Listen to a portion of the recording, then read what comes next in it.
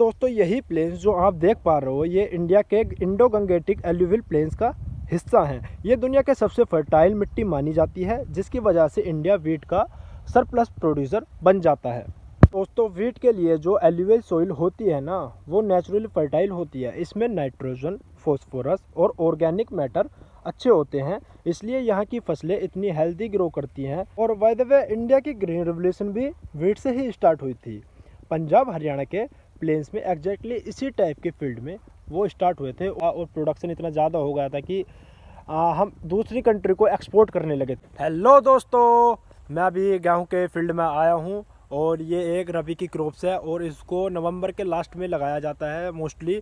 और जैसे कि मैं आपको दिखा दूं, इसकी पत्ती अभी निकल कर आ गई हैं, तो वीडियो में बने रहे दोस्तों। ये छोटे छोटे पौधे देख रहे हो, बस इसी स्टेज से गेहूं का सफ़र स्टार्ट होता है। इनका टेक्सचर इतना सॉफ्ट होता है, एक अलग ही वाइफ देता है।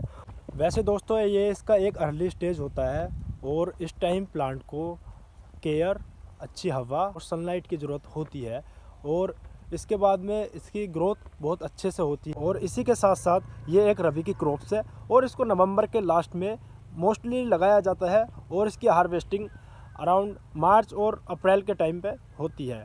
और इसमें काफ़ी ज़्यादा क्रॉप्स मतलब कि अभी आती हैं। अभी हम सबसे पहले बात करेंगे वीट की। दोस्तों वीट एक ऐसी फसल है जिसका प्रोडक्शन नॉर्थ इंडिया में ज़्यादा होता है और साउथ इंडिया में इसको मतलब कि कम होता है। साउथ इंडिया में जो वहाँ की सोइल है वो इसके लिए सूटेबल नहीं है। नॉर्थ इंडिया में इसका प्रोडक्शन इसलिए ज़्यादा होता है क्योंकि नॉर्थ इंडिया में जो प्लेन्स हैं वो ड्राई टेम्परेट क्लाइमेट प्रोवाइड करते हैं, जो कि रबी की क्रॉप्स को और जो वीट है चाहिए उसको।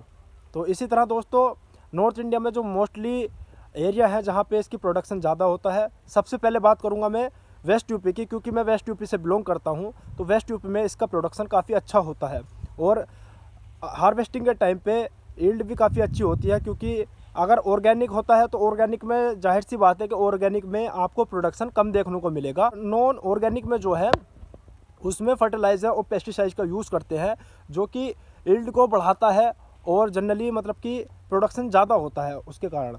और जो ऑर्गेनिक होता है no pesticide, no fertilizer, only गोबर का खाद और नेचुरल वेस्ट ही यूज़ करते हैं, जिससे यील्ड तो कम होती है। बट ऑर्गेनिक जो ऑर्गेनिक होता है मतलब कि ऑर्गेनिक का बीज भी अलग होता है, कलर, साइज़, शेप सब कुछ चेंज होता है, क्योंकि वो खाने में इतना टेस्ट उसका इतना डबल हो जाता है ना, बिल्कुल अलग, क्योंकि उसमें कोई पेस्टिसाइड और फर्टिलाइज़र का यूज़ नहीं होता। अभी जैसे आपको दिखा दूं कि हमने 7 ही दिन पहले गेहूं की फसल को लगाया था और जैसे कि आप देख पा रहे हो कि पत्तियां बाहर निकल आई हैं, थोड़ी थोड़ी पत्तियां बाहर निकल कर आई हैं, अभी ज़्यादा नहीं आई हैं। जैसे कि आप देख पा रहे हो एक ये प्लांट है और इसी के साथ साथ आगे भी मतलब कि थोड़ी थोड़ी पत्तियां आप देख पा रहे हो वीडियो में, ज़्यादा नहीं आई हैं अभी बाहर। और ये 10 से 15 दिन में काफ़ी अच्छी इसकी ग्रोथ हो जाएगी और यही खेत आगे चल के गोल्डन कलर में बदल जाता है और फिर इसकी हार्वेस्टिंग हो जाती है मार्च के टाइम पे और उसके बाद में इसको पैकिंग करके मंडियों में भेजा जाता है।